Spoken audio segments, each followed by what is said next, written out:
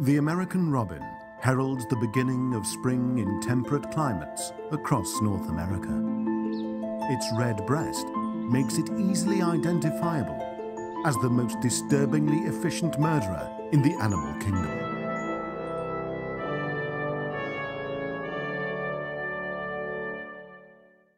Here, we see a robin rip a worm out of the ground with no moral hesitation whatsoever. This atrocity is but one in a series of cold-blooded murders this bird will commit in a single day. Although feces-fueled worms are themselves one of the most disgusting of all animals, the robin's cruelty remains indefensible. Some apologists might argue that robins need to eat worms to survive, but worms are capable of regeneration. So robins could satiate themselves on fractions of individual worms and leave the rest. But it does not. Unequivocal evidence of the robin's bloodlust. Robins inculcate their young with these twisted maws. Here we see an adult robin feeding its young with the ripped-apart viscerae of an innocent worm. Like the Greek hero Atreus eating the flesh of his children at his own table, this black deed must surely curse the entire species. Even the most depraved acts of humanity pale in comparison to the robin's wickedness. Psychopathy is too tender a description to attribute to the robin. Feeling and decency are simply absent from robin's psychology, as breath and blood are absent from the stone. Like idiot rapists, they commit their foul deeds with neither foresight nor hindsight. They live entirely in the present. Living beyond space and time, their god is the awful seething maelstrom of chaos at the center of the unfeeling universe.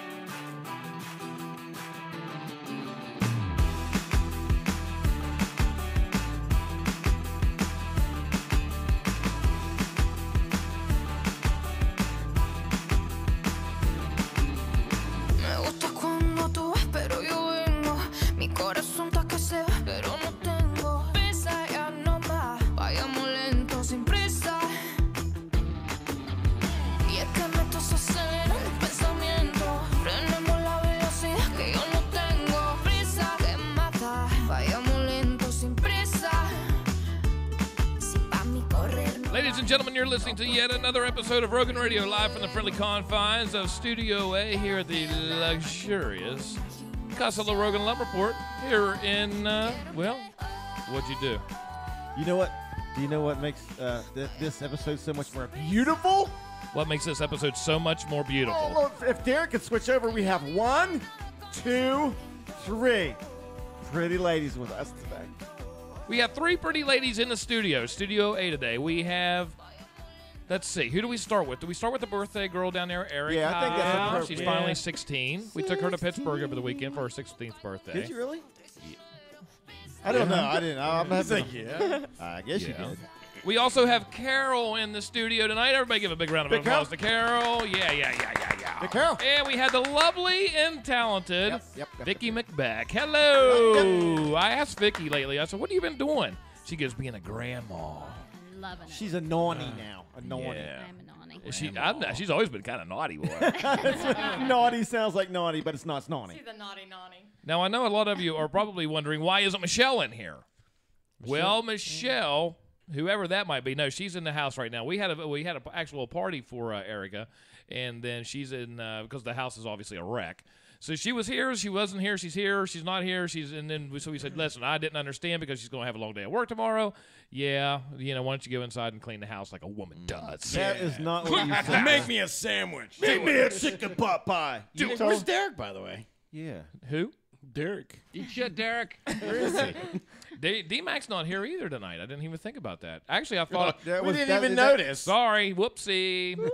Tonight, well, here's what we're going to talk about. We're going to talk about some crazy things. Finally, after 47 years of life, I have figured out how to use one thing that I've always had problems with, or like the motion, like the things for your hands. Like when you put them underneath to wash your hands, like in the bathroom, this new environmental kind of stuff. You put your hands in the water comes out. I'm glad you said that. I've always had problems getting those things to work. Well, I have finally figured out how they work. It's only taken 47 years. Hey, listen, I want to know how come we have one in our bathroom at the post office. Okay. And you put your hand under it. Okay. And it goes, whoop, and no soap comes out. Well, that's because there's no soap.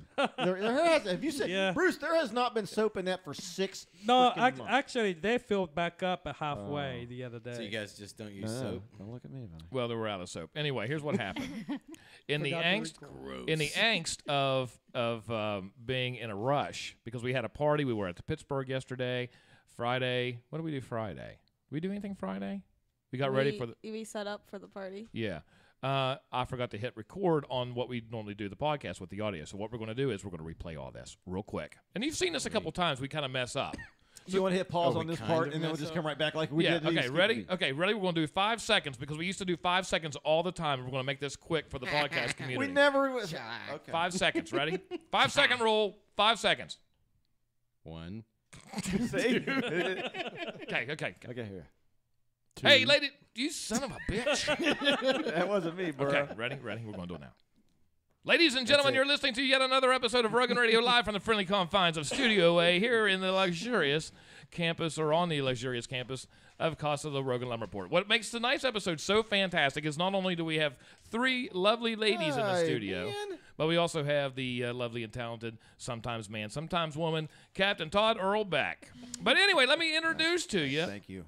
the lovely people that we have in here, because you're going to be listening to them. Actually, here's the truth. This show that you're listening to right now actually started about 15 minutes ago, and it just was now that I realized I forgot to hit record. Yeah. So that's why you're going to hear some friendly faces in there, because we have what this thing right here is. Now, That's I for don't. the That's audio. not my job though to do that, right? I know every so many often. Okay. Because I wasn't Every sure. so Get often with your that union happens. steward on that and find out whether or not. Yeah, every so often. Okay, that because I happens. wasn't. I hate to be responsible. For Every so often anything. it happens. Restricted to the stress packer. It's absolutely. So anyhow, what we're going to talk about tonight, we're going to talk about Pittsburgh. Now, if you've never been to Pittsburgh, it's in Western PA. Never been there. No, listen, Jimmy grew up in Pittsburgh. Never been there. And the great thing about Pittsburgh, to me, it's the most confusing place on the planet to drive. I can drive through New York City, Washington, D.C. I can drive just about anywhere. I can even drive through Shinston. But, I have a heck of a time driving through Pittsburgh. And the problem is it seems like 1 second, like say if you're leaving Pittsburgh, you're coming out off of 376, you're in the left lane, but then somehow you have to get all the way into the right lane if you want to get a state. It's just to me, it's a mess. First things that a lot of people make a mistake, like it's common since that they finished the construction before separation between the 79th, I think it was 70. Yeah. Yeah. Oh, they're still doing that. Well, no, it's completed. So if you take a left, you'll be. Oh, you're talking about the new stuff, where you go to you'll Weirton or Wheeling or Weirton, something like Wheeling, that. Yeah, instead of going to Pittsburgh. Yeah. How many bridges? If you've never been to Pittsburgh, Pittsburgh's actually a beautiful place, especially if you get to look at it from Mount Washington, which we did. We went up to up the Duquesne incline. And Oh, is that like with that little trolley thing takes you up the side? if you ever watch Mr. Rogers or anything Yeah, it's a Pittsburgh, trolley. you're going to see the inclines. I mean, and I don't know if any other town in America has these, but at one time there were a boatload of them in Pittsburgh, and there's only 2 left now. The Mon, and then you have the Duquesne, which I think the Duquesne's nicer because it's down there where you can see the stadiums and things. It's kind of, you see the point and everything else down When there. you go up that thing, do you want to yodel like a yodeler? It's sort of like a Bob Barker yodeling thing. We were Yeah. doing that yesterday. You You guys were actually like that. But No, those- we were not doing that. He just said you were doing that. But it was pretty How's cool. it go again? Who's lying? Were you guys just doing that yesterday? Yeah, going up the incline to Duquesne. Okay, Erica. Yeah. Erica. She gets very embarrassed very easy. The other night, let me Oh just my tell you this, gosh. and then we'll get to Pittsburgh. Then we should ask her to yodel. No. No, listen, we were sitting out here. We brought the boat back in because the boat was fixed. Who brought the boat back? Chad brought the boat over from Woods, right? So we're out there and we're in the house, and I decided, hey, listen, let's do some yard fishing. So I get the fishing pole out, go up in the boat, and do some yard fishing with my cowboy boots or my cowboy hat Rain on boots. and big mud boots that go up to my knees. Kind of sexy, actually. You big bucks. So while this is going on, Erica comes out. We're talking about her 16th birthday, and Mia and Michelle are in the house they're destroying chocolate. They're trying to make chocolate covered strawberries or something like that, right? Yeah. They destroy it. They just don't know how to do it. So we end up having to go to DG's, Dollar General in Shinston. DG. So we get all the way there, and then we're starting to walk, and all of a sudden we're getting these looks. We're getting these strange looks, at which point Erica realizes I'm in my costume. So you got your big old tall shit kickers on. I got my 10-gallon hat on and my mud boots. My mud boots. You mucks. How embarrassing. Very. To finish, what happened? What happened when we go into DG's? Well, first of all, you were doing some gun show thing. Yeah, and because then I have you my started- 6-shooters out. Yeah, you were talking to random people. And then you started talking to this lady, which I thought you knew, but you had no clue. That made Yeah. it even more embarrassing that I figured out you didn't even know her. That is great. Listen, she was looking at me, and she was laughing because she couldn't help it. It was like a people from Walmart kind of thing, right? And she's looking at me. I said, you know what? I'm going to go right up and talk to you. You know what? I'm your worst nightmare because I'm wearing a cowboy hat and rubber boots. So we used to in these basketball shorts. Actually, I haven't taken them off for 3 days. Nasty. But anyway, we do that, and then we leave, and then J-Lo, Jimmy Lopez, was walking in, and so we had to talk to J-Lo for a little bit, which is fantastic. I love talking to J-Lo. Jimmy Lopez. You know what? That's almost one of the most fun things about being a parent is you get to embarrass the kids. Yeah, you really don't care. Yeah, you don't actually care, made a and they sport care of it at a times. lot.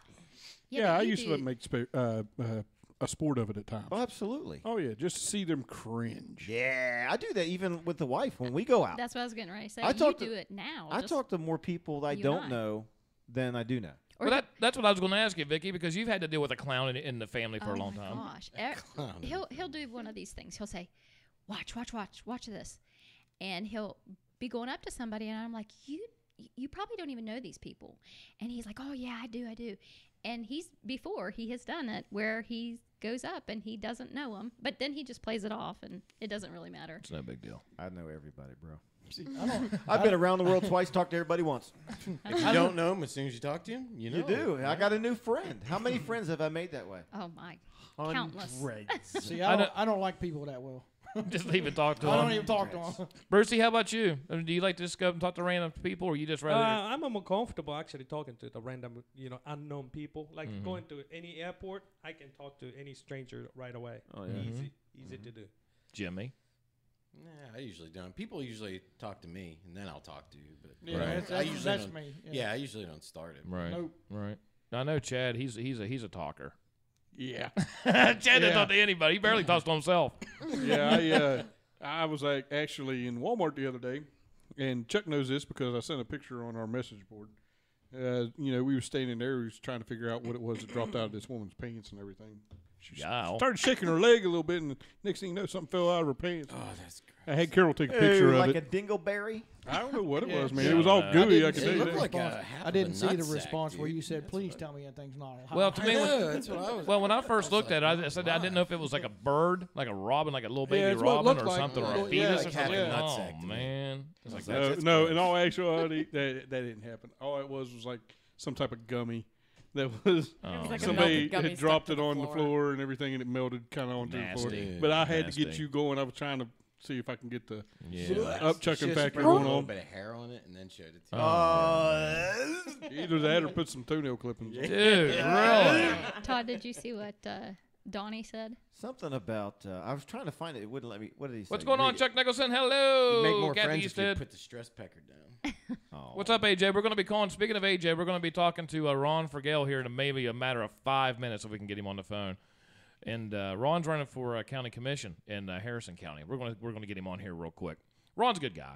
Ron's a really good You want guy. me to look up some dirt on that guy before we get him Do on it. here? Yeah, Oh, go hell ahead. yeah. Go- We're We'll gonna bust that guy. Bam! We'll bust him. When you Bam. first started talking about Pittsburgh, were you going to ask the question how many bridges are in Pittsburgh? How many bridges are in Pittsburgh? Because there's a boatload. 446. 309. Whoa, what? Now say again. 446 446 City bridges. in Pittsburgh. It is. My goodness. Can you imagine just keeping those things in order? So they, wow. That's nuts. Yeah.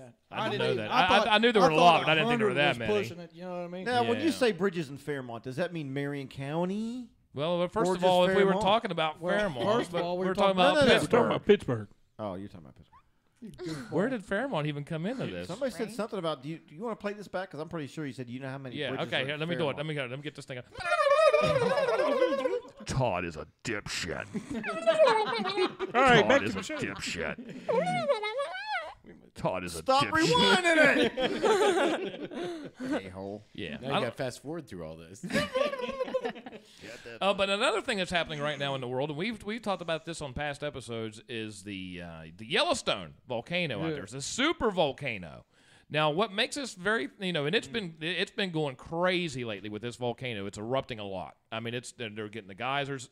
It's very active out there now. Now, do a Google search on this. If this thing pops, this is no joke. We're dead. Well, There right- is no right- doubt about well, that. right We're talking now- severe nuclear winter, buddy. Yeah. Right now, it's the volcano, the Kilauea. Kilauea. Well, no, that's the whole thing. Is it's part of that ring of fire, and all of a sudden there's ring of fire. and they, Ring of fire. so they call it the ring I of fire. fell into a burning ring of fire. It went down, down, down. The flames went higher. That's Good job, honey. That's a good Johnny Cash. Right? Is that better than my Morgan Freeman? I don't know. I need to hear the Morgan Freeman again. Well, I don't know. I don't even know. That's That's- Forrest that's- Forrest Gump. That's Forrest Gump. But anyhow, we're going to talk about that a little bit later on what to expect. I mean, it's not so much, it could blow at any time. Scientists say this Yellowstone supervolcano, they give it between today and 25,000 years from now. But, I mean, to us, that's a long time. But geologically speaking, that's just like a Wasn't snap there of the finger. talk recently about Mount St. Helens? Well, see, starting to rumble it's starting to again? come back alive again, Yeah, too. Nothing breaking the And I- surface. Didn't you tell me there was one in Hawaii that just erupted? Kilauea. Yeah, Kilauea. yeah. That's what And Kilauea. they had an Thought 8.6 you said earthquake Kilauea. out there, Yeah. too. So all these kind of things, they go through these cycles. They just get the pressure out of the crust, I guess. We need what do you call those, a volcanologist or something? There has to be a... Volcanologist. Volcanologist. Yeah, No, see, I love that's Star the guy Trek. from Star Trek. Yeah. I love Well, that. the sad part about it is that's the first thing I thought of too whenever I first heard it, but it is the actual That's name. what it is. Volcanologist. That is awesome. Could you imagine doing this study for that to get your... Volcanologist. Could you imagine, for your masters, you have to put on this suit and go walking through that lava? Because you've seen them people That's do that insane. Yeah, before. walking That'd be right nuts. next to it. Yeah, they said that they can check the condition of it. Yeah, it's pretty wild. Listen, I'm reading this article, Chuck. It's from the Washington Post. Listen, it's about the volcano, right? Know which one? The Yeah. Yellowstone? The yeah. Yellowstone super volcano. Oh, no, listen. If this... Which you- Washington Post? Now listen, you know how bad Shut the fuck up. you know how bad Mount St. Helens went off, and that was bad news. Bad news. This thing will be 10,000 times greater than Mount St. Helens ever thought it was, instantly wiping out the western third of the United States will be instantly gone. It says obviously they would like to know if and when the Yellowstone would blow again, and with what level of explosiveness. Listen, a major eruption would be a low probability, high consequence event. Listen, a proverbial black swan.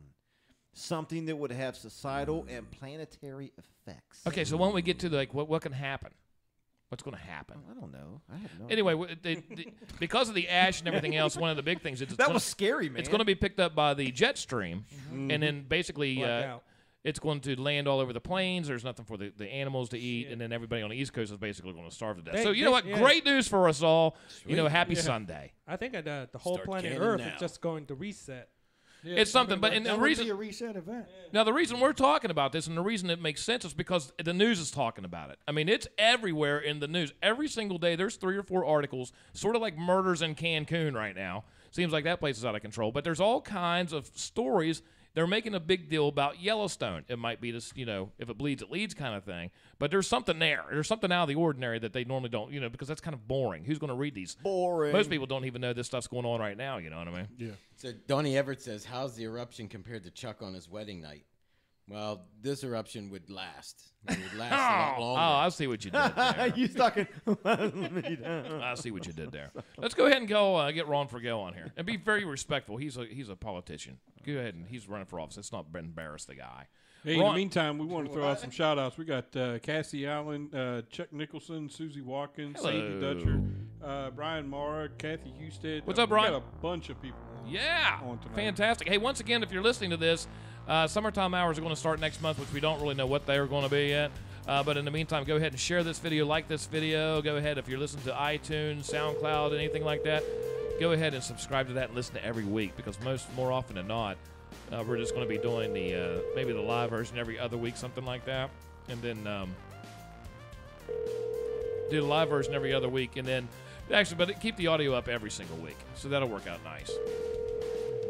We're trying to call Ron Forgel right now. Your call has been forwarded to an automatic voice. Well, we'll call him back, or maybe he'll call us. Once again, who else we got on here? Give us some emoji while we're doing this. Anybody?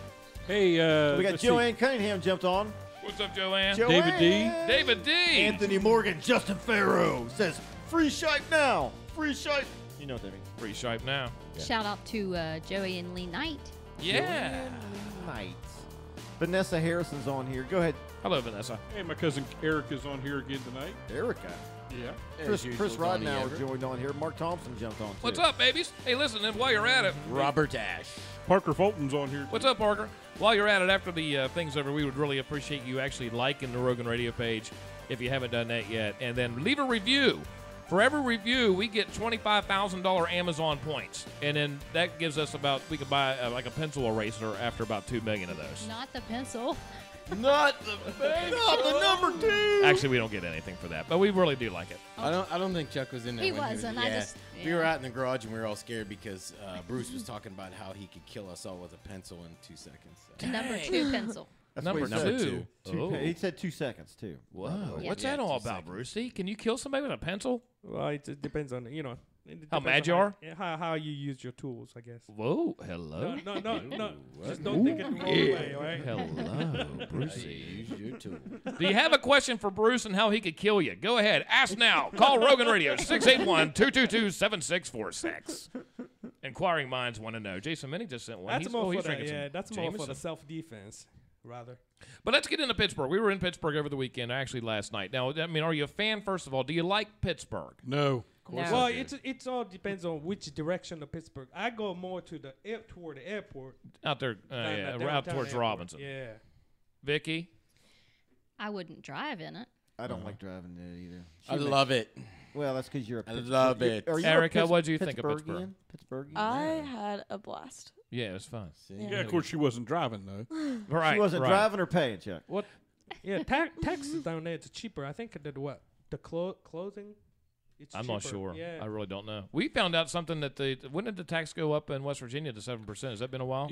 I don't know, but I just found out, what was it, yesterday? Yeah. When did that happen? I don't know, the sales tax. I mean, it wasn't on the food and everything. 7%? Basically, what happened is, and I want to throw a little shout out here. We might end up getting some more information for you later. We had somebody from the post office that we work with. They had a total loss on a house fire. Really bad. Both cars are gone. Every stitch of clothing's gone. The house is completely gone. You can't even really figure out what room was what or anything like that. that's basically how we ended up finding out about the sales tax thing, because I went down to Walmart, picked up some clothes and all that, got to looking at the receipt, and I was like, okay, well, I really don't care how much it costs and everything, but it just 7% sales tax. When do we go from 6 up to 7? Is there some way we can help these people, though? That's what I want to know. Well, we don't really know According anything to right this, now. it Everything- says Yeah, the well, West they- Virginia sales tax rate changes April of 2018. Up to 7%. I didn't know that. Well, it just happened then. That's ridiculous. Well, Just happened last month. when I just went to the Myrtle Beach, it's that sales tax was 12%. 12%. 12%. Okay. Wow. Yeah, but this is the poorest state in the whole nation. They're going to keep raising taxes on us. So we went to Pittsburgh, and Pittsburgh's kind of confusing because there's so many different aspects. I don't know at one time. I mean, like the center of Pittsburgh was before they started bringing all these other, like, you know, has Mount Washington always been part of Pittsburgh, or was it something annexed later on? You know what I mean? Mm-hmm. But I'll tell you what's really cool about it is the neat thing about Pittsburgh is, like, it's an old steel town that keeps a lot of its history that you can still see. When we went out to the waterfront, for example, out there. Listen, the old smokestacks, and you can still see, like, the cranes, and, you know, and it's really neat to see that stuff. But then when you go on the incline, once again, Google the inclines in Pittsburgh, and there's only 2 left. The Duquesne was built in 1877, and basically it was just for a way of transportation if you lived on top of Mount Washington and get down to go to work at the steel mills, right? But it's the woodwork. I mean, the cars, they have to be the original cars, if not. Because you could just see, I mean, they're almost, I don't want to say they're falling apart, but you can see where they've got some age on them, which is really, really neat. It's a very unique thing, the inclines. Never been on that. We're got to go, though. Isn't there, like, some kind of shopping plaza right there by that? Station Square. Station Square. That's Yeah, right. yeah. Go That's to pretty Station neat. Square and go up that incline. There, I guess there's a restaurant or something up there. There's a bunch of stuff up there. Oh, Station is there? Square, yeah. No. When you get to the Yeah, top. at the of top. Oh, there's all kinds of restaurants up there also. Yeah. You know, which would be really nice, especially when the sun's going down this time of year. You get out there and there's a lot of decks, restaurants, and go out there and sit and you can watch the, you know, it's really Watch the nice. inclines go up and down. Yeah. Well, you just watch Pittsburgh. I mean, it's kind of neat to see big cities at night, I think. As long as you get out of that, so you're not in that smog, that layer of smog. Pittsburgh smog. See all the Well, lights. you get to a city hear the like that, it's sirens, almost like it's gunshots. its own living organism. Yeah. You see the lights on in these buildings, and you might see a flicker of lights, some going off, some coming on, Right. traffic going by and everything. It's almost like it does have its own living. Heartbeat. And I tell you what, Heartbeat, yeah. Todd was talking about smog. You know what? It's clean. Pittsburgh. I mean, you know, compared to where it was when the steel mills were in town, Yeah, you when couldn't the see steel 5 mills, feet ahead yeah. of you. Now, you know what? It's actually a really kind of a clean place. Even the rivers are a lot cleaner now. Yeah, I mean, minus the dead bodies in them. So I mean, you know, whatever. even though Pittsburgh is known for steel mills and their production, do they still do? I mean, is that still an industry? I in don't think Pittsburgh? there's any Or they steel shut mills. all that stuff A down. couple further up the river, I think. Yeah, but I don't think there's really Okay. too much up there not anymore. as like that. active as it used to be. But now going out towards Robinson, there's all kinds of stuff out there. I mean, it's just really blowing big up there. Anyway, let's get to the Pens, and we're going to get off of Pittsburgh. DVE. I love listening to DVE, too, by the way. 102.5 Oh, I miss it. DVE. The Pens last night, we're big hockey fans around here, and last year we gave Jimmy a bunch of BS after every game, depending on what the Pens did or not. What do you think? Do you think the Pens are going to pull this off going to Game 6 on Monday? They do better when their backs are against the wall. That's but, right. They're playing in Pittsburgh, They keep though, letting right? these games go at the last minute. Yeah. man. Yeah. Well, that was a good game last night for a while. They dominated the whole game until they just let it go. I know. But we'll. Poor Pings. This will be 2 times. Poor They've been Penguins. pretty dominant. No touchdowns. They get Anybody have anything? touchdowns. Anybody else? Anybody got anything? You guys did your show prep? Tell me about it. no, but you know what I did learn? You know what I did see on the news the other day? What? They're sending up this new probe NASA did to go to Mars? to go to Mars. It It's already called went the up. Insight. It already went up, did it? Yeah, it's They're putting astronauts up going in that up, thing. up into space. It's called the Insight. It's going up there to do some, some geological work. Kind of figure out what's going Drilling on. down into the Moon, surface Mars. of Mars. Speaking of that, Tom was doing some Drilling? He was doing some research on, flying to Mars. I mean, what it would actually take for somebody to get into a spaceship, fly to Mars, live there for a while, and probably not come back because where are you going to get your fuel at? But they have that place. Where was it? Out in California? No, it's out in Hawaii. Hawaii. Yeah, it's called the Habitat. And what they do is they'll take, I think there's 7, it might be 8, I might be wrong. And they're not necessarily studying on the effects of living on Mars. They're basically studying how these 7 people can get along for a year without live in a for confined year. space without Killing each killing other. somebody. Yeah. Maybe there were 8, now there's 7. Yeah, and they do that, Really. and they just keep doing this over and over again. But this place is so small. They pace it off 33 paces from one side. It's like a round dome from one side to the other side, 33 paces. That's it. That's it. And you live with them same 7 people for a year. Then you would go nuts. You have. Could you imagine getting stuck in a room like that with Todd for a year? Either one, you would get pregnant somehow. Yeah, I guarantee they would all come out pregnant or by somebody. But I would have a really good time. I don't care. Yeah. You know what? I don't care who you're with. You know what? In that confined space, after about 2 days, you're going to end up hating them. You're just going to. I mean, that's just too confined. And that's what happened to these people. They coincided they lived like that for cohabit for a while, for a few months. Yeah. And then you can, because it's a podcast to listen to, and they watched them over that whole year, but you could see everything start to break down a little bit. And then they start forming their cliques, and then they start picking, and they, you know what I mean? And it's just tough. And then there was even a relationship that bonded out of that. Yeah, I bet. The first Martian hookup. But you would think, though, Hawaii. when you start talking about traveling to Mars, I mean, really, I get that they want to do that, but in reality, until you can get there in about 5 hours, it's going to be. It's 6 months, I think, something like that, just to get there. Well, no, let me ask you a question. Just earlier this week, we was watching another video about one of those rockets being shot up in the space. Oh yeah, the Blue Origin was that right? Origin or Horizon or something like that. Blue Origin from the what's his name from Amazon? Yeah, because he wants to start doing like Mars stuff. Tour? No. Oh no, so well, I mean, he's going to do space tours. Tours, he's going to 2 people go up at a time or something like that. That'd be great. With the long-term goal of going. They to need Mars. to make For whatever it so reason, that everybody wants to go anybody to can Mars. afford it, though, man. Not just like rich people. Anyway, continue, Chad. Well, here's the question I got. We're developing this kind of stuff now, and I have to admit that shit's pretty badass. Where then those rockets come back down, all of a sudden, 50 feet away from the ground, and then they just land right where they're supposed to land.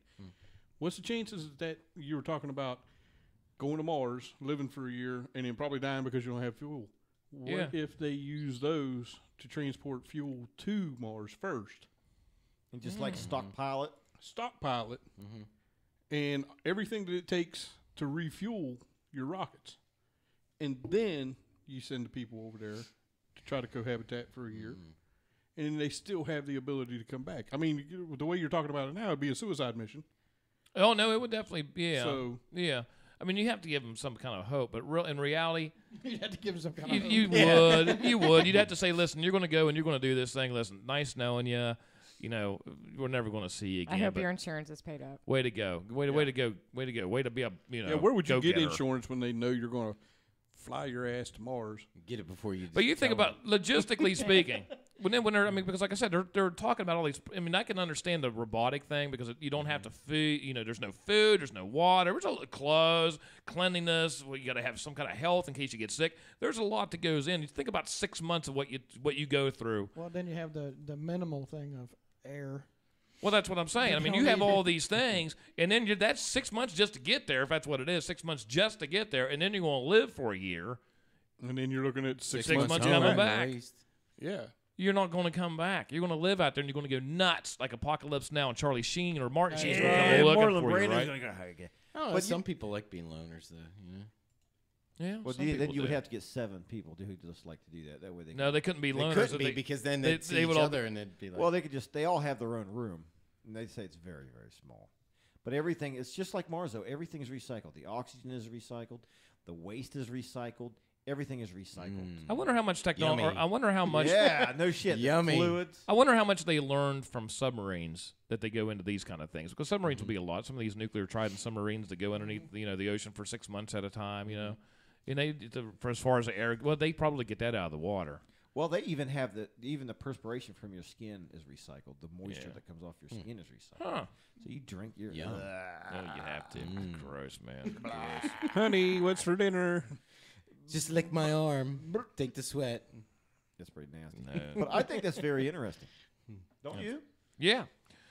I guess so. Listen, I have nothing to talk about. I am brain dead right now. I am absolutely. I can't even think of something to talk about, but I am going to talk about this. The things, the motion activated hand sanitizers and especially the faucets.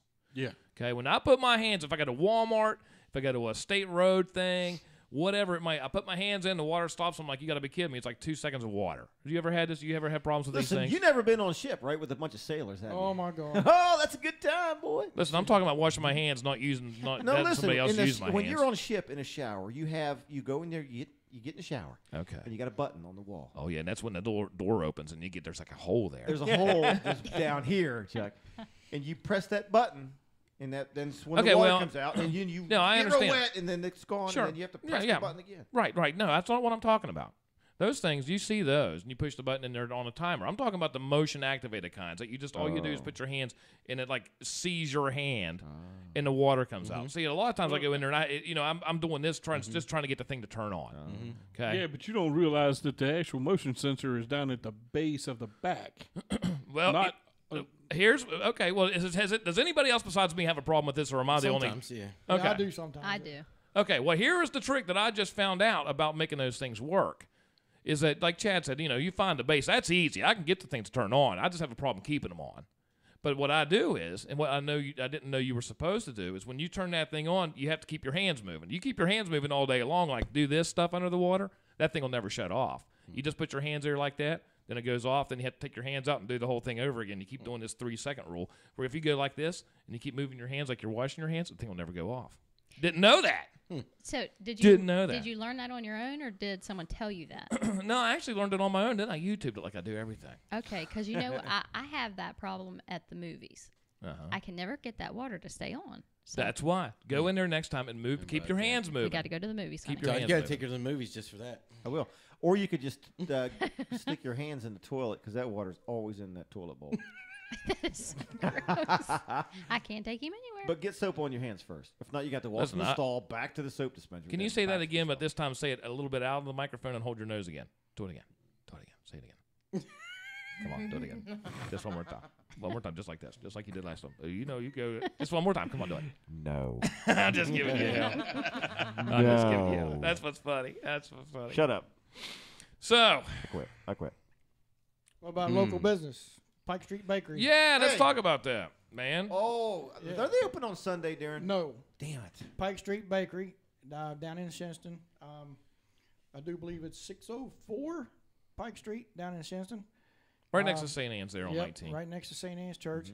They're open 6 days a week, Monday through Saturday, 5 a.m. to 3:30 p.m.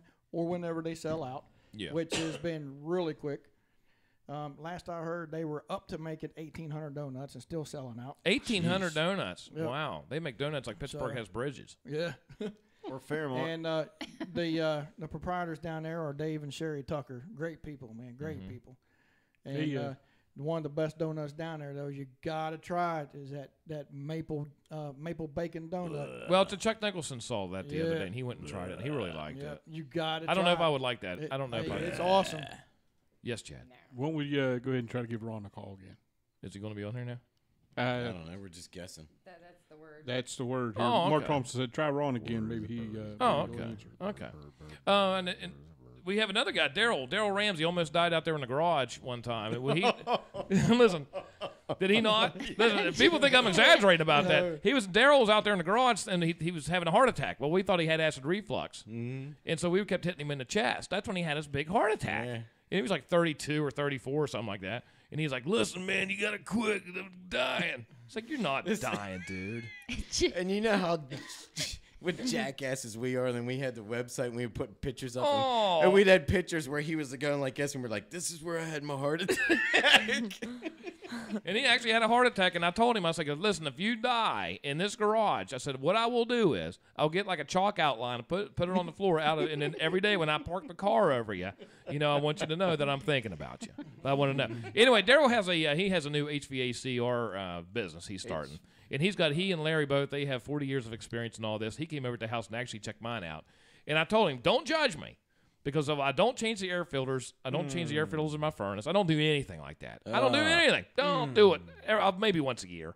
And that's that just depends on, because I get those for $1, like, Yeah, you buy the good filters, right? There is no filter, so I'm thinking that thing's breathing just fine, man. It's just fine. Todd tells me you need to change those filters all the time because it's like putting your hand over your mouth when you're trying to run a marathon. I say, well, that's my problem. My furnace does not have that problem because half the time they don't even have filters on them, so they don't have to worry most of the time your that. furnace doesn't run anyhow. So I guess in your well, with air defense- conditioner. Well, I guess this year it will. Change your filters, bruh. Yeah, but anyway, he checked all that stuff out in capacitors and everything. But he's actually pretty good. You can go ahead and give Larry or Daryl a call over at All Pro Services at 476-3273. Go ahead and check them out, though. Give them a like on Facebook, man. And you won't be disappointed. It's not going to kill you to have them come out the house. Because I'll tell you what, that's one thing that irritates me is when you have something like air conditioning, and if you have somebody that comes like contractors. I don't better watch my mouth. But, some people just take advantage of you because you don't know what you're doing. Right. And next thing you go get like $10,000 bill for something. You're like, something you don't really need.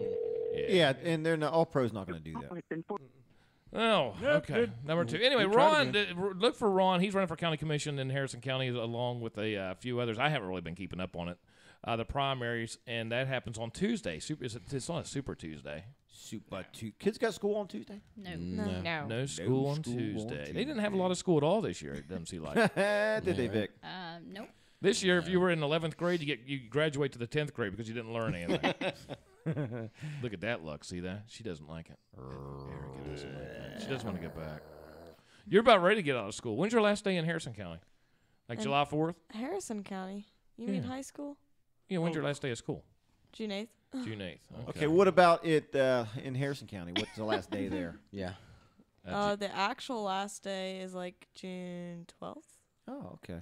But Lincoln is June 8th? No. So if you went to RCB, my last day is June what 8th. would be your last day? Well, confusing. That's what I know. I was confused, too. It's been so long. The last actual exam is June 8th, but if you miss school, like the exams, you have to go to June 12th to do the makeup exams. Oh, exams. And everyone has to take the exams, don't they? Yes. No exceptions. Because wasn't it back in our days, if you missed so many days, then you were required? Yes. But if you didn't, then you didn't have to. That's how it was in middle school until last year. I was going to say, even with our girls, yeah. Yeah. Well, like the entire thing with school now, having straight A's doesn't give you a 4.0.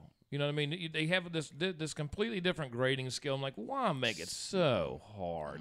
I mean, or and I don't know why it's like this, and I don't even want to cause this controversy. But are you trying to give so many kids that don't do the job the first time a chance to get back into it that you'll say, okay, you get 80 points to 75, and you're doing all this crazy math stuff just so? I mean, how can you get, if it's an A, to me it's an A. It's not like a 3.2A to 3.5A or a 7 point, however they do that. So an A is an A. That's just me. Yeah. Each one's worth a certain amount of points, and you just divide everything up. It's easier that way. But what they want to do is they want to break that A into like three different A's, like from 90 to 92. You have like AA. So why have B, C, D, or F? Just have four or five A's. Yeah. That way you don't hurt anybody's feelings, and everyone still gets an A. Even though it's only a 60, it's still an A.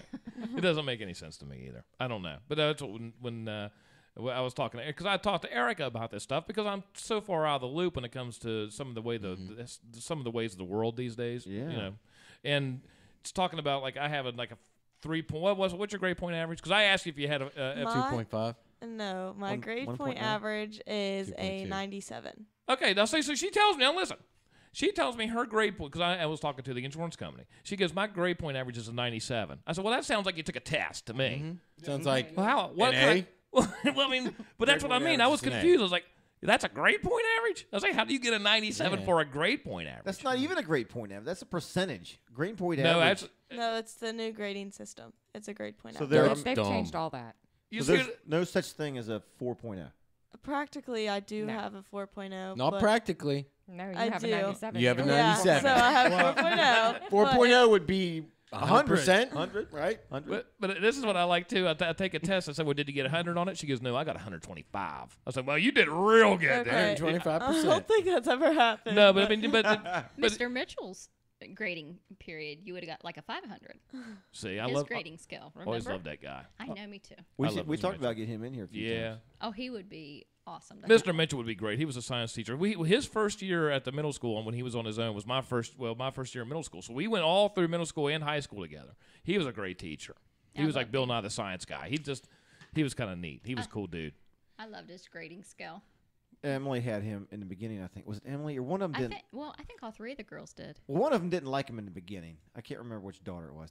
But then, as they had him throughout the year, then they grew to love him. Mr. Mitchell was one of these kind of guys. If you gave him problems, he was going to give you a lot more problems. Right. But if you didn't have to be the smartest kid in the class. You just had to want to act like you were there. And then in that way, he would really take you under his wing at that point. If you even cared to be in the class, you could be the smartest person in the world, but give him a little bit of lip. Oh, he'd be your worst nightmare. He'd be all over you. And you know what? If you spoke Klingon, automatic A. Automatic A. Well, I mean, when I was growing up, it might interest you is when I was in middle school. There's a math teacher. He comes in. He passes out every one of us, work assignment. There are only 5 questions on the sheet of paper. He said, "Here's the questions. You all work it out together. I'll be back." 50 minutes later, he comes back to collect them. So he expected he expected no blank paper. Right. So because you were working as a group. Exactly. So smarter guy usually don't give them an answer, but they usually explain to us so we get it. Well, see, now that's a good thing. That is a very good concept because, the bad thing about what I see now when it comes to, and like I said, I'm generalizing this, looking at this from an outsider, but it looks like they're bringing the smartest kids down to you have very smart kids and you have not so smart kids. And it seems like some of the curriculum is based so they can bring the smart kid down so everybody kind of is on that same scale. Well, the biggest thing Averaging I've it noticed, out. Sort of, yeah. And what Bruce is saying, which is really good, when you have a teacher who goes in here and says, look, you're going to learn this. And you've got people in this class that know it, and you have people in this class that don't know it. But your grade's going to be based upon all of you together. So you better teach the person that doesn't know it. So if you don't know it, you better ask the right question so that person can teach it. That's a good concept. I like that. Yeah. The biggest thing I've noticed, like with my kids, as opposed to like us, is they don't in Taylor County, they don't give any homework, and they do that because they're afraid that when these kids go home that they got a terrible enough home life that they're not going to do the homework and then their grades are going to suffer. So they basically give in to the society of what the kids are like. Yeah. See, I remember when I was in grade school, my mom actually went to the school to complain about how much homework I had. Because I would actually, of course, I grew up in a damn Catholic.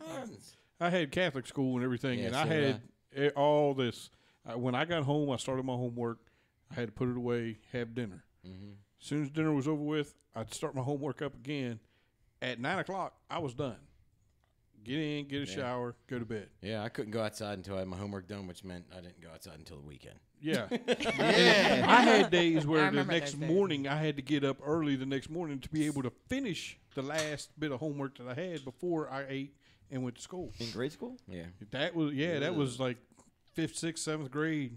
When I was in 5th grade, it was bad. I had a lot of homework, and they said they're preparing you for middle school. But when I was in middle school, I had no homework. Well, let me tell you now how that you're in 7th. That's what I remember being my worst year. Let me tell you how. Let me tell you how when it really got rough for me when it was in school like this. So we were living, and then Dad was switching between jobs, and so my tutor who would do all my homework for me couldn't do it anymore, right? So then they go, and then all of a sudden, all this homework is, I have to do my own homework, and I'm like, a junior in high school. I'm like, Dad, how can you expect me to do this? I mean, you know what? You're the one that fired my personal teacher. How am I supposed to do this? That's just a lie, by the way. Mm-hmm. Yeah, we know. I love you, Chucky. Anyway, let me tell you about John Castle. John Castle, he knows his business, and we're trying to get John in here. It seems like every Sunday, though, it rains. John is a fantastic performer. Every third Thursday at Parker's on 4th Street in Clarksburg, he performs. He has a lot more around the area. Just check him out. If you hear that John Castle's going to be somewhere, listen, go. He was just at the station there in Mannington, I believe, last week. What? Graphics that Darren. Oh, hey, listen, if you want to book him or inquire, just go ahead and give him a ring at 304-694-9369. John Castle. We have a CD we should play for him too. Can you read that handwriting? Yeah. God, that is Hey, horrible. why don't we ask the listeners what they want us to talk about? Yeah. Well, we're going to shut it down here pretty soon. It's already 8 o'clock. Oh, that's true. I want to thank Steve and Denise over at KDS Promo to sign shirts and more. Go ahead and give them a ring at 304-366-1234. That's an easy one. Yeah. They'll print about anything that you want. Shirts, hats, embroidery, cans, paint your face. Bikinis, keychains, Chains. necklaces, And it doesn't have to be heart-shaped cursive Onesies, yeah. onesies. It doesn't even have to be anything with Rogan Radio on it, as we like to remind you. Anything that you want printed in general, just go ahead and give Steve and Denise a call. Design a lot of good for the sports teams. Uh-oh. Hey, this should be Ron. We got a phone call. Looks like we have Ron on the line. Hello. Ron, what's happening? Not much, guys. How y'all doing? Hey, listen, we're playing phone tag. That's all. Ladies and gentlemen, Ron Forgale, this Tuesday's the big day you're running for county commissioner, man. That's correct. And are you excited for this? Are you starting to bite the nails yet? Yeah, I think so. I think it'll be a close race, and I've been through a lot of elections, but this is a little different, and kind of looking forward to it. And it's always good to after you campaign for a couple of months to get the election over with too. Get a result. And you get to relax for a few days. Oh yeah, absolutely. How many years were you down in Charleston to work with the House of Delegates? Well, for 22. Wow, that was a long 22 time. years. That was a long time. I bet you. I bet at times you wish you were down there during a couple of the last couple what's the word, problems that they've had down there. To kind of put your 2 cents in there. I'll tell you what. The right to work thing was atrocious. Yeah. And of course, I missed it by 2 years, I guess. But it got on a fast track, and boy, off it took. Well, Ron, let's get to Harrison County. Let's talk about Harrison County. What made you want to run for county commissioner? Well, like I said, I've been in public office for 22 years, and tell you the truth, I kind of miss serving a little bit, and I was trying to think where I would be a good fit for me and the people I served, and I thought of county commissioner because a lot of the things I did in the legislature, I was on several committees that worked with counties. I was on a committee called Political Subdivisions, and it exclusively dealt with city and county governments. And my last term there, I was vice chairman of that committee, and I probably on a total either about 8 or 9 years I was on that committee while I was there, and so pretty familiar with it. And I just thought the county commission be a place where I could use some of my experience and some of the knowledge I picked up in Charleston to help the people of Harrison County a little bit. Right. Now, because the nice thing about being on the county commission, you can see the problems. I mean, you can see what needs to be done, or maybe you could try to find solutions to. What exactly? Now, listen, we're going to go bare bones to let people know, because maybe a lot of people don't even know what the county commission. What they're responsible for. I mean, it's like you see sometimes the offices, and you just think, okay, it's a title. But there's actually the county commission has a big responsibility going on. Well, they are, of course, in charge of the county courthouse, which is probably one of their smaller duties. That's how people, I think, tend to think of them sometimes. But one of the biggest thing, one of the bigger things they do is the county's budget. That comes in from the tax dollars, and they control that budget to as it applies to all the different departments. That is the elected offices of sheriff, assessor, county clerk, circuit clerk, and those kind of offices, and of course the offices underneath those guys too. Planning, development.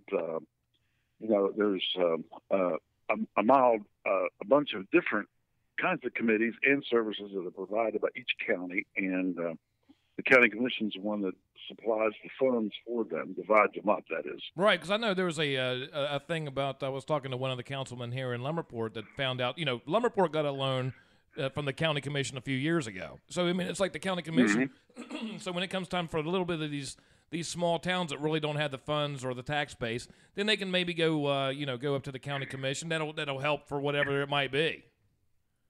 Yeah, and I'll tell you the truth. They have the ability to make loans.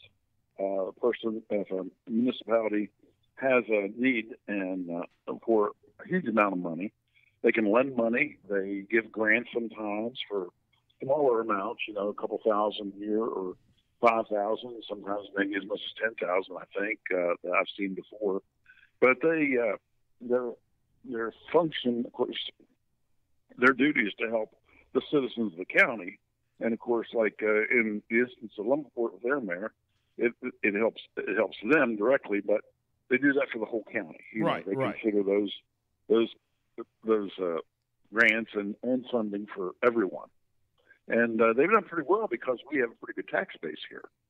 Yeah, oh, absolutely. Yeah, I mean, and compared to some of the other counties like southern West Virginia especially. Oh, yeah. You know, north central West Virginia actually does have a really good tax base. It really does. And although, we still have a lot of people that need jobs and need good jobs, I mean, we're fortunate compared to a lot of the parts of the state. We really, overall, we've done well, and our tax collections are good. Here, they don't have a lot of delinquent taxes, and from that aspect of it, everything's moving along pretty well at this time. Now, when you like say, as far as the draw for you to personally become a county commissioner, all right. So you kind of know how the system works. You kind of understand through experience of being in Charleston, especially. You could sort of, I guess, in a nonchalant way, say the county commission. Doing budgetary stuff for the different municipalities in that particular county, compared to, say, you would be state government or, say, the delegates doing their budget for the different counties. So you have like a, is there like a, as a county commissioner, is it, I mean, it would be kind of hard, I think. I mean, that's a very big responsibility. And, because you're almost doing oversight, and you have to have the, what's the word, like a good ethics to you, because you have all this money. Even though you're showing where you're putting it on paper, but you have to be smart about it and make sure people can get what they want with sometimes a limited amount of funds. Yeah, and that's true. And there are certain restrictions at times that come into play too, in terms of how you do loans. And, of course, the county commission has to approve things like tax increment financing and various kinds of programs that are run through the state and federal government, in addition to, our own tax dollars that we become eligible for, and grants that are available. And they have a full-time grant writer on staff there. And to try to get as many, funds as we can without, burdening the taxpayers, that is money that is available from the federal or state government. So it's a big operation. I think it's a little bit more entailed than a lot of people stop and think it is, because unless you've really had a chance to be involved with them and see the goings on, you don't always understand what's going on in some of these offices.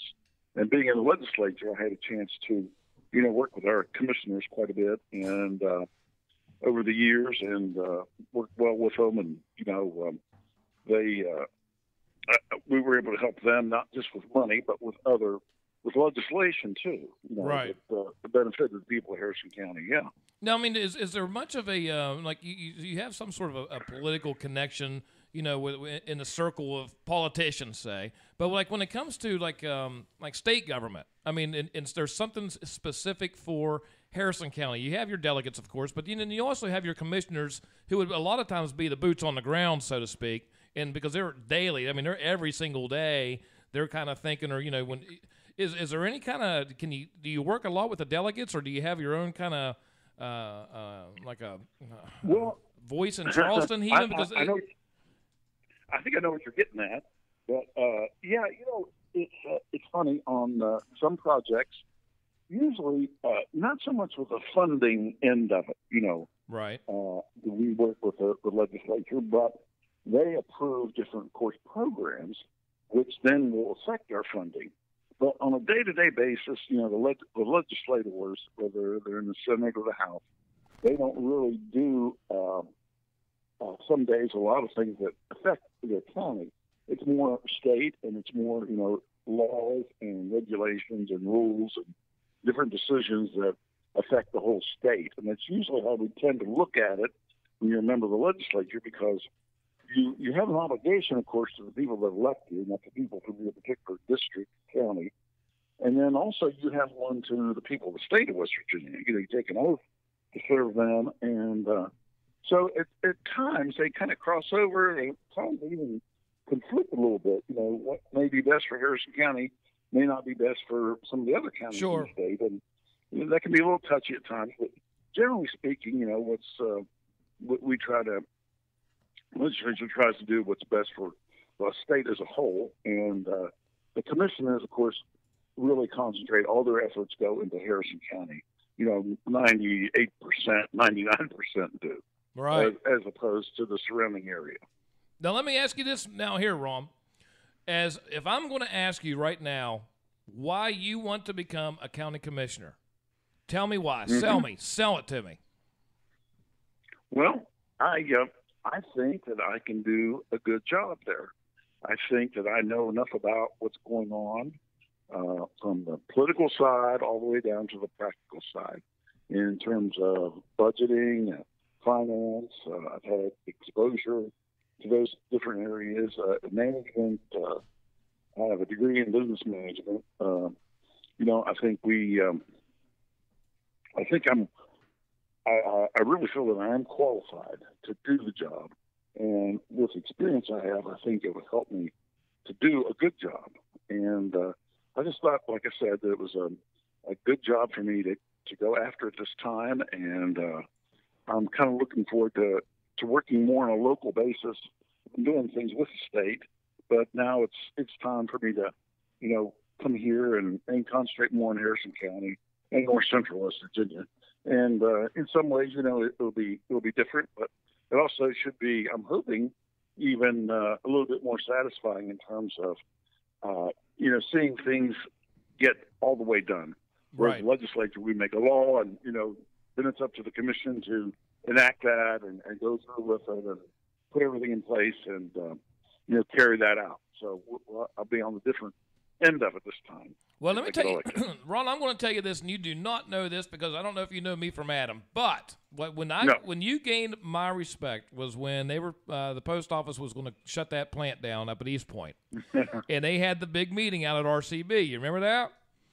Oh yes, yes. And out of everybody around here that was going to be affected, you know, as far as representatives or anything like that and their constituents, and you were the only person out there. And hell, I don't even think you were in office at the time. But you went out there and to you know, voice your opinion because you kind of had a background and you kind of know how that's going to affect things. And you were the only one there. And I heard Ron Fergel come up to ask her question, which you grilled him pretty good. And Todd and I were actually sitting there. We went out there when they were doing it. I was there. Yeah. I remember. And listen, and it's funny, Ron. You know, isn't it kind of funny? And I'm not going to put you on the spot with this, but isn't it kind of crazy to think when you can see through that the guy that came up there to try to explain why they wanted to shut this place down. And it makes no sense if you know, it sounds good to him, but then you could just like cut holes through that and say, listen. And it's just like they just don't, when they want to do something, they want to do something. That's why I think it's important to have, you know, representatives, say like even with the county commission and stuff like that, to kind of say, you know what, we got to be, you know, really ethically and you know, we got to really worry about representing the people. And I think you have that. Now you really gave my respect just because you were the only one there that ever had a voice. And it was just, you know, there weren't very many people there. I didn't know any elected officials that were there that he even had. Well, yeah, I appreciate that. And I tell you what, when I got there, I left there feeling very bad, not because of the job I had done or anything, but I realized, and I shared this with you all there, I remember distinctly, because I knew the picture was bleak. That is, I thought, well, there was a 99% chance this place is going to be closed. Mm-hmm.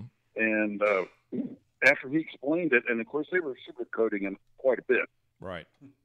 Trying to say, well, this happens or this happens, and I just knew that it was to me. I'd heard that kind of spiel before, and I thought, well, this is a done deal, and these people need to realize that they're going to have to find other jobs. They may have to move. They may have to relocate. There's all kinds of implications there. You talk about a person losing their job. Right. And that's what bothered me a great deal when I left there that night. I didn't feel good about it at all because I knew what the future held. That it'd be very, very tough to save that place. And of course, they stayed open, but kind of a bare bones kind of crew. Yeah, well, that's what, you know, and then how it all worked out. They shut the actual plant down, moved it down to Charleston. Well, they split it between Pittsburgh and Charleston. Then they moved downtown city, the delivery operations up to East Point now. And then downtown's, you know, it's a postal store and P.O. boxes. It's a That's all cave it down is. there now. Yeah, but it is what it is. You know what? It's not. It's out of my decision. That's right. It's out of my decision. That's what it's. I think it's important to get you in the county commission. Kind of be smart with all this kind of stuff, and at least I know you're going to be very honest with everything. That way, kind of maybe even do some things for the different communities around here to attract more business, get people back to work. Just like we're talking. You could go to work one day. It might even be at the post office, and you never think it. Next day, you don't have a job, and there's nothing here for you to get afterwards because it hasn't been attractive enough. Exactly. And like I looked around, and there were a lot of guys. There were young guys. There was a big mix of people there, and like I said, I didn't feel good when I left because I knew some of those guys and their families are going to be uprooted. Yeah. And but I'll tell you one thing that's going to be important, I think, as commissioner, and I'm going to always try to keep this in sight. That as I've gone around the county, especially the outlying areas, I know they sometimes get ignored, and people don't like to say that or they don't like to admit it, but it is true. Absolutely. Places without a big tax base. You got Clarksburg and Bridgeport, and then from then, you start the income these cities have isn't as great, Shinston, but when you get to West Milford, Lost Creek, and these smaller cities, Lumberport, of course their tax base isn't as great, and they have greater needs, and then incorporated areas. Sometimes they really take a beating because they really just don't get the same fair treatment from the state, that is from the highways and the road repair and just in almost all areas. And I think if I can do anything at all while I'm there, would be to make sure that everyone gets represented. That's and not fantastic. just say it, but to do it. Yeah, that's because the person in say Bridgeport compared to the person in Lumberport, they're paying the same amount of taxes. You know what I mean? Maybe not. That's right. Real estate tax, but they their paycheck is no different as far as the taxes go. So but the guy in Lumberport might not have the state roads or might not have this or that.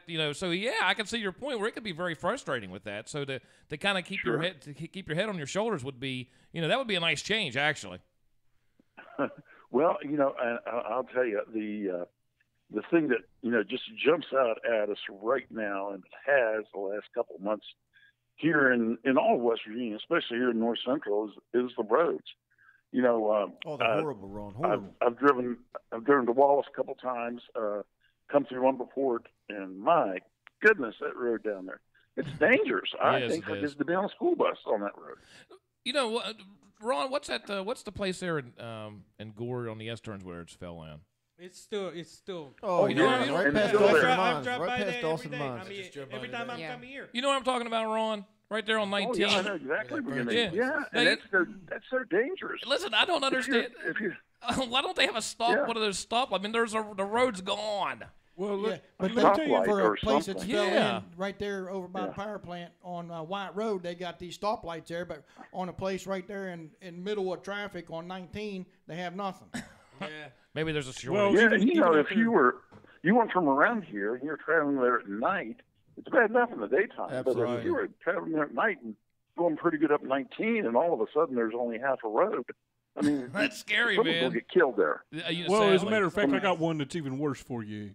Try getting the fire department out to Coons Run Baptist Church. Okay. If that place was to start catching fire right now, it would be burned to the ground before the fire department got there, because there is one road that comes from Shinston to Coons Run that if it was actually repaired, a fire department could get there and give the church half a chance. But because it's closed, they either have to go out to Saltwell Road, come all the way down almost what road's to the closed? end. Was it Janes Hill? Yeah. Janes Hill's closed. Janes Hill's closed. So they either bad? fire department, Oh yeah, it actually, when you get ready to turn in from Coons Run, when you get ready to turn in Janes Hill, it actually has a sign: road closed a mile ahead. You either have to come clear over from Saltwell Road, or Killarn, or come over. Huh? Yeah. Well, imagine that, Ron. I'm glad you don't. He's Wiz. You learn something every day. If somebody's house out there caught fire, it would be done and gone and just smoldering by the time the fire department got out there. Yeah, because they had to take the long way around. Yeah. I mean, it's simple things like that. People don't seem to realize that right there could save somebody's life. Sure, and the thing is, people say different things. Of course, the roads, for example. Well, we fix the roads that have the most traffic on them. That makes sense, of course. But also, when we have people living out there, and we assume they're all paying their taxes, unlike our governor. But we assume they're paying their taxes, and they're doing what they're supposed to do. They have that right the same as anyone else to have protection for their family, whether it be fire, police, what emergency services, anything. I mean, they're a citizen of this county. They deserve that right. Right. And it's terrible when they get ignored like that. Sure. And the state really needs to buckle down, and the delegates can't snap their fingers and make that happen. It comes to the executive branch, as the duties are divided up. There's certain things the legislature can do and certain things they can't, and the roads are under the executive branch, under the governor's office. So he directly, instructs that person who's ever going to be in charge of DOH to do what they need to do and what direction they take. Right. So, it's just it's a thing that's gotten out of hand, and we're going to have to address it because it's just, we'll never get any new businesses and never a new building. I mean, who wants to go build a house out in that area? Well, you know what? It's going to be probably a lot more expensive to actually put a new road there. I mean, than it is to kind of, if you keep up on roads, it's like cleaning your house. Sure. I mean, if you clean your house once every month, it's going to take you a long time. If you do a little bit every day, it'll take you 2 minutes. So, Ron, it happens on Tuesday. What time's the polls open? I think they're open, I believe. I think the workers report at 6:30, and they open at 7:30. Okay, man. All right. They open early. Yeah, they open early. Well, hey, listen. And then just they're open about 6:30 at night. And then it's something like that. It's something like that. Well, hey, listen, man. Good luck to you. I hope to see you in the. Well, thank you very much. The winning side, man. And well, we'll hope, and there's good candidates, and actually, this county commission race is the only contested race on the regular ballot. On the political ballot. Mm-hmm. The Board of Education is too, but it's nonpartisan. But everyone else has a free ride, Democrats and Republicans, into the general, except for this race. Mm-hmm. And so, it's been a hard campaign and a long one. I met a lot of nice people out there, people that a lot of people I became really acquainted with, I hadn't seen for a while, and new people too. And I'm really looking forward to seeing what happens and moving on, with everything for myself and the county, and just get this behind us and try to do the best we can. Sounds like a plan, man. And once again, Ron, thanks for talking with us. Always good to talk to you. Always good to talk to you. Well, thank you guys so much for thinking about me and allowing me to be on the show with you this evening. And it means a lot to me, and I really do appreciate it. Thanks for the opportunity. I'm the one that should thank you. Thank you very much. All right, Ron. All right, man. Hey, listen, like I said, we'll cross the fingers for you. Okay. All right, Ron. Good enough. Hey, man, you have a nice good luck, evening. Guys. All right. You keep up the good work. We're going to try to. All righty. Ladies and gentlemen, Okay. That was Ron Fergel running for County Commission here in Harrison County. Big day is voting on Tuesday. So everybody get out there and vote. Absolutely. So with that being said, we're going to call it a show. What do you think? That sounds good. Okay. American Idol's on, man. Come on. American Idol's on. Oh, All right, ladies and Naked gentlemen. and Afraid XL starts tonight. What is that? Does it? This is like Naked and Afraid XL. Yeah, but it's like I don't even know what that Superstar is. or All Stars. All What Stars. is this? Yeah. Naked and Afraid? Yeah, I don't know what I that love is. Naked So and like Afraid. XL, I love are they XL. like big people, or is this like a lot of people showing They No, start out that no, way, it but goes they don't out, finish that way. It goes out when you see the regular Naked and Afraid is 21 days. Naked and Afraid XL is 40 days. Yeah. Oh. So it has nothing to do with the size of the people or the amount of people. It's no. just the amount of time. Gotcha. Sometimes when my wife gets out of the shower and I chase her and she's naked and afraid. I was gonna say you better not say anything else. I wasn't sure no, where that see, was that's going. what That's all I was going to say. I was You keep going with that, and I'll get all of your apple pie. Naked and afraid, period. Well, when Todd gets out of the shower, Vicky says, "You're naked and scary." And I'll say, that water was cold, pumpkin. Cold water ain't gonna help anything, buddy.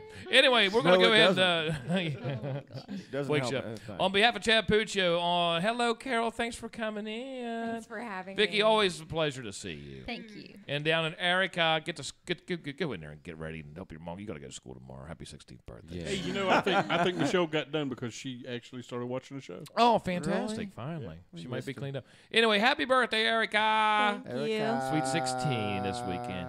The director, Darren Hardman, from suburb of Tokyo, Japan, Bruce Togashi, and from the Bridge City, the city of bridges, 664,000 of them up there in Pittsburgh, and hopefully the Winds will win on Monday night. Actually, that's tomorrow. Tomorrow night at 7, huh? Yeah, tomorrow night. Yeah. There's a band concert at Lincoln tomorrow night. Oh, you got to go to the band concert. Oh, you gotta be kidding me! Are you kidding me? Sorry about those duties. You know, back in my single days, I wouldn't be going to band concerts. I'd be watching the Pins at 7 o'clock on NBC. Guess what? I'm going to be watching it. Those days are over. We'll watch it for you. I better take my external battery. I'll be going to the lot. I'll be going to the bathroom a lot tomorrow night, boy. Do you think Mrs. Michelle's going to let you take that phone to that band concert? Yeah, you could just pretend like you're filming it. I'm just filming it, dear. Yeah. I think she's smarter. Band score, be like, hell yeah! Yeah. Wow, that guy really likes the band. That guy sure is excited to hear that trumpet going. From Pittsburgh, Pennsylvania, ladies and gentlemen, Jimmy Whiz, and over on my right side, the Shabaka of the show, the best friend a guy could have in my radio voice. Stop it. In my radio voice. This Saturday, cloudy with a chance of 50% weather. With a cloudy 68 looking pretty good this afternoon. What a dipshit. Ladies and gentlemen, Todd Captain Earl Beck. Until next time, ladies and gentlemen, you have been listening to Rogan Radio. Later.